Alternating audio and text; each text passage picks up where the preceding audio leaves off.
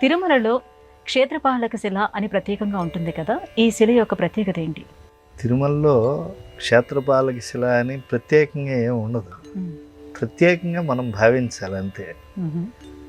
లోపలికి ఆలయంలో మహాద్వారం దాటి వెళ్ళిన తర్వాత బంగారు ధ్వజస్తంభం ఉంది కదండి. ధ్వజస్తంభానికి ముందు బలిపీఠం. బలిపీఠానికి కుడి పక్కన మనం కనుక చూస్తే ఒక క్షేత్రపాలక శిల అన్నారే, ఆ శిల ఉంది. కానీ అది ఒకప్పుడు శిల కాదు, గుండు. దానిపైన క్షేత్రపాలక గుండు అని. విష్ణు ఆలయంలో శివుడు, శివాలయంలో విష్ణువు క్షేత్రపాలకులుగా ఉండటం అనేటువంటిది మనం సర్వసాధారణంగా చూస్తున్నాం. ఇప్పుడు కాశీ ప్రసిద్ధ శివాలయం. కాశీలో ఉండే విశ్వనాథుని యొక్క దేవాలయ క్షేత్రపాలకుడుగా ఎవరున్నారు? బిందు మాధవుడు ఉన్నారు. అంటే క్షేత్రపాలకుల్లో పరంపర కూడా ఉంటుంది. క్షేత్ర రక్షకులు ఉంటారు ఇలాగా. కానీ బిందు మాధవుడు క్షేత్రపాలకుడిగా చెప్పడం అనేటువంటిది ఒక మర్యాద ఉంది. అలాగే ఇక్కడ తిరుమలలో రుద్రుడు ఒక గుండుగా అక్కడ ఉన్నాడు ఆ శిలపైన. అయితే పూర్వం దేవాలయంలో ఈ రక్షణ బాధ్యత తనపైన ఉంది కదా అని ఆ గుండు అలా తిరుగుతూ ఉండేది రాత్రిలో.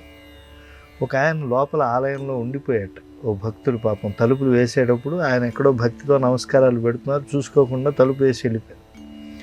అప్పుడు ఆ గుండు వచ్చి తగిలి వీడి గుండు బయలుదేరింది.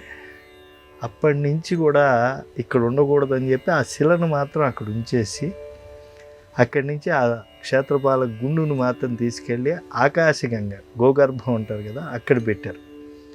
అక్కడ ప్రతి బహుళ చతుర్దశికి కూడా నమక చమకాలతో అభిషేకం చేయటం, మహాశివరాత్రి రోజునైతే విశేష అభిషేకాలు చేయటం చేస్తూ ఉంటారు. ఆయన పాలకుడు కాబట్టి లోపలికి ఆలయంలోకి వెళ్ళాలి అని అంటే ఈ తీసుకువెళ్ళేటువంటి తాళాల గుర్తుని ఆ క్షేత్రపాలక శిలకి తాకించి, అంటే ఆయనకి పాలకుడు ఆయన కాబట్టి ఆ రుద్రుడికి తెలియజేసి లోపలికి తీసుకువెళ్ళటం. మళ్ళీ అలాగే పూజాంతరంలో ఆలయం మళ్ళీ మూసేటప్పుడు ఆ తాళాలను అక్కడ తగిలించి తీసుకురావటం అనేటువంటిది సంప్రదాయంగా ఉంది. కాబట్టి తిరుమల క్షేత్రపాలకుడే ఆ శిలారూపంలో గుండుగా అక్కడ విరాజిల్లుతున్నాడు. క్షేత్రపాలకుడు రుద్రుడు. ఈ సత్యాన్ని మనం తెలుసుకోవాలి.